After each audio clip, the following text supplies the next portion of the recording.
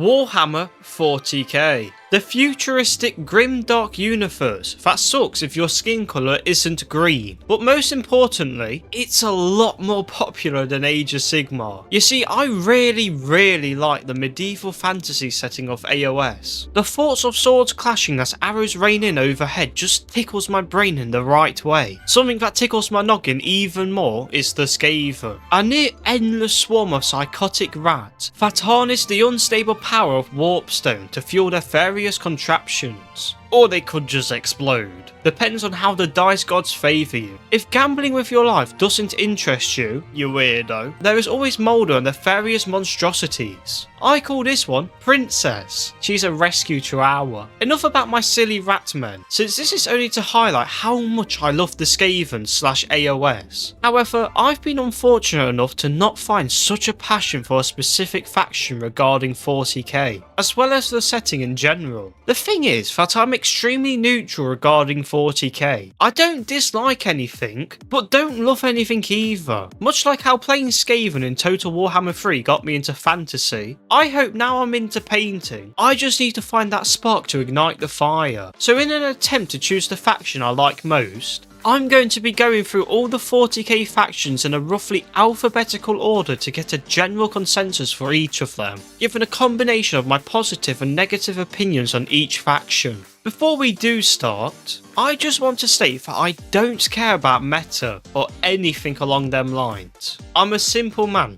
so give me a cool model and I'll be content. If you want to argue a faction's case in the comments, I'll be more than happy to respond back. With that said, let's begin.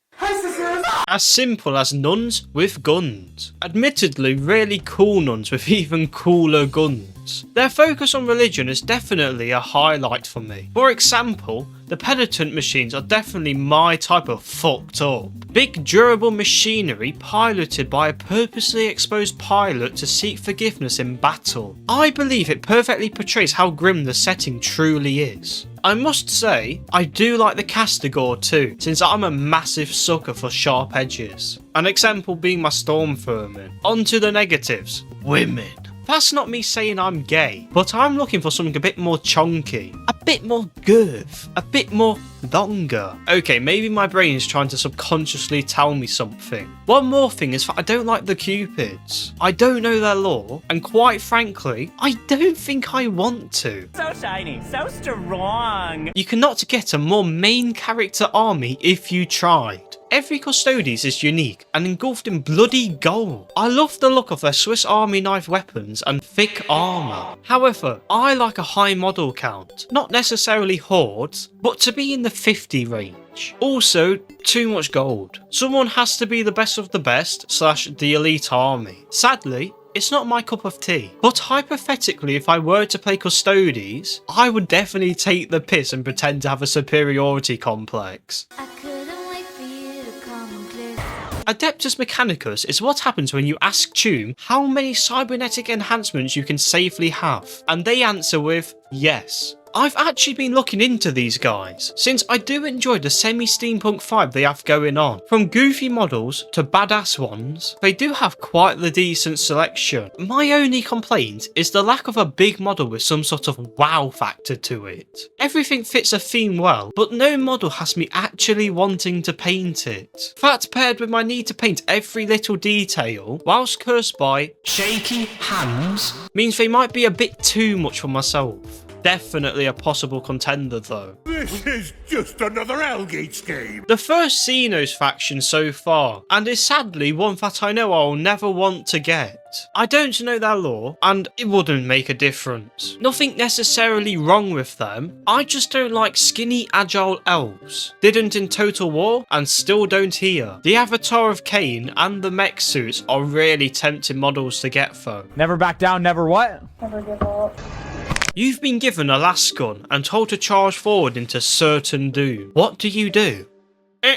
Wrong. You didn't instantly follow direct orders and was shot by a commissar. That there is the Astra Millitarum in a nutshell. I might be in the minority when I say I prefer Astra Millitarum over Imperial Guard. It sounds more futuristic to me, unlike Imperial Guard, that sounds like it could be a Skyrim faction. I love the forced camaraderie of this faction, and its weird twist on tanks. As an avid lover of old tanks, their tanks just work for me. If I was to make an Imperial Guard army, I would 100% use the Baneblade. Its sheer size combined with its overwhelming firepower makes it such an attractive model to me. I also really like the heavy weapon squads. In Space Marine 2, you can often see the guardsmen mowing down Tyranids in machine gun nests, or with the use of coordinated firing. This is something I really appreciate seeing, since normally the guardsmen are just getting passed around like prostitutes by the rest of the universe. However, when they're well coordinated, stuff begins dying. Nothing is perfect though, so let's talk about the horses. I would love to get my hands on the old combat patrol if the prices weren't extortionate. But Leo, why don't you get the new combat patrol? Well, dear viewer, I think the use of horses in 40k is genuinely stupid. They can't be worth the amount of effort they take to maintain. One bullet, or even a glance at some barely mutated chaos spawn, will render your horse useless. That's not a chaos spawn horse, mate. He's just disabled.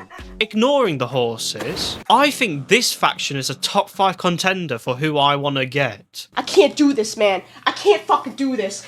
Chaos Demons is what you get if you're indecisive and in a rush. Offering units from all 4 Chaos Gods, the choice is well varied. Besides a handful of models, the Chaos Demons do boast a good range of miniatures. I've seen some things on the internet, such as Kugath with a football top on, which I would 100% steal the idea of, if given the resources to do so. Another model I would get out on a limb would be the Infernal Enrapturus. It's a chaos model that screams dying to me is the good ending. I'd also want to get the Changecaster because he looks so funny to me. Despite saying I don't care about the meta, I'm still a massive cheapskate. And this army looks like it's on its way out. I never buy above half price, so I sure as hell can't justify buying a seemingly doomed army.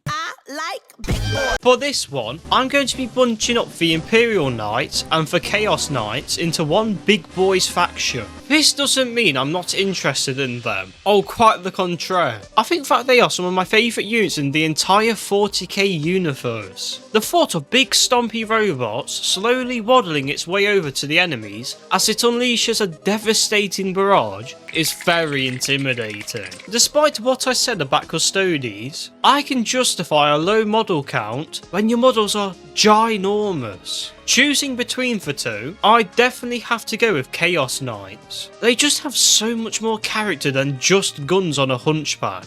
Especially for Knight Abominant and its tentacle arm. There's a lot more going on in the model without being overwhelming. My only concern would be transport due to their size. If I had a good look into solving transportation, I'd be content with choosing Chaos Knights. I have evil autism. Much like the Chaos Demons, you get a very nice choice of units from each Chaos God, as well as the Chaos Undivided units too. I'm a huge fan of the Daemon engines, since the 𝓘𝓷𝓭𝓮𝓬𝓲 is hands down the coolest unit in all of Total Warhammer 3. The Helldrake I'm not super keen on, but this is more to do with flying units in general more than anything. I can't for the life of me figure out why I don't like air models. Even the models that manage to hide the supports well don't interest me. What the fuck is this piece of shit? The random mutations of flesh protruding through their armour is fascinating. Wish it was more extreme though. A problem I have is that if I was to go for Chaos, I would want to choose a specific god. Probably Nurgle or Khorne, since I'm not huge on Singe's Egyptian theme, and Slannesh is Slannesh. The Death Guard walk a fine line when it comes to disgustingly cool. Nurglings are my favourite basic unit of the Chaos Gods, and they add such a silly charm to contrast the army's rather grim appearance. They have access to the 𝓥𝓮𝓻𝓂 ones, so I could steal that idea from earlier still. Cladded in even more armour than usual Space Marines, they all look like infantry-sized tanks. I don't really have much else to say about them. I do think once the gimmick of funny football hooligan wears off though, I'll stop being interested in them. I don't like Slannesh. I just don't like them. Nothing in their range really sticks out to me. Perhaps the Kellamorph, well that's genuinely it. I used to religiously play Deep Rock Galactic on my PS5 until I was cursed by stick drift. Also, I don't like all the new gimmicky bugs, but that's not what this video is about. I love most of Votann's models. I like the short men with too much armour. In fact, their armour reminds me of my favourite power armour in Fallout, the XO1. I just love it when a suit shoulders dwarfs the head. It really makes them feel engulfed in that armour. Even if I don't choose this faction, I think I'd still purchase the 𝓥𝓮𝓻𝓂 just to paint them in a DRG scheme. For the 5th one, I guess I'd make him my OC named Mighty Miner, or something stupid like that. So what don't I like about the Leagues of Votann? It's the Land Fortress. The name, Land Fortress, makes me imagine a moving platform absolutely jam-packed with guns, not this slight offensive upgrade to their basic transport. I do really like the side door and general aesthetic, but it needs more guns, more Dakka. The ball turrets are really cool, and I wish it would simply have more of them. Besides that, it has a really short, yet sweet model range, and is a top 5 contender. These clankers, am I right? Depressed skeletal robots who bolster the most advanced technologies in this universe. Sign me up, good sir. They're such a unique faction to the rest of 40k, reanimating automatrons that never rest, never rallies, and never stops. Lore aside, I must say that I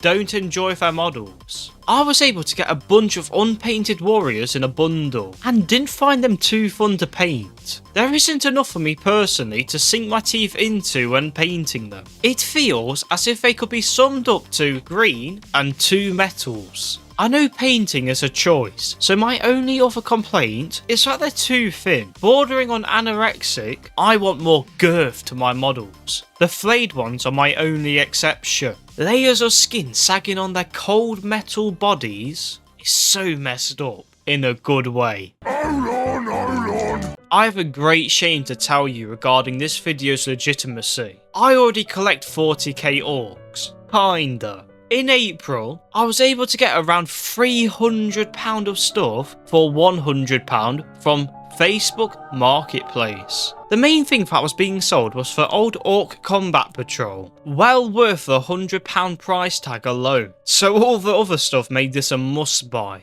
Then I was able to sell on the Space Marines I didn't want from the recruit box from the bundle for £25, effectively making this cost me £75, which is why I will never get rid of them. Accounting for the other orc stuff, I just got lucky with eBay. So why not collect more orcs? Well, I realised I only like them because they're funny, and the whole thing with Yarrick.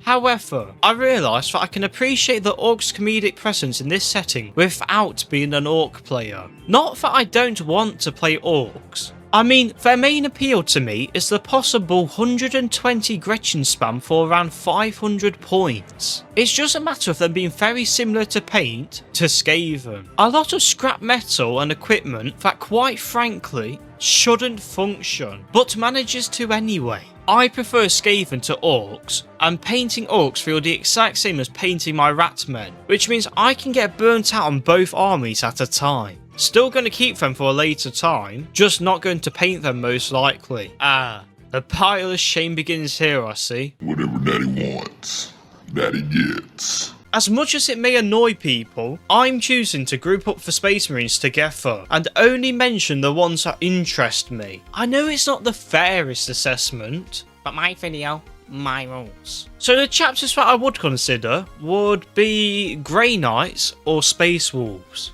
It's so weird to me that in the fantasy setting, I like the shooty rats, and in the futuristic setting, I like the swords and the axes. The Grey Knights are such an interesting faction that I don't know anything about.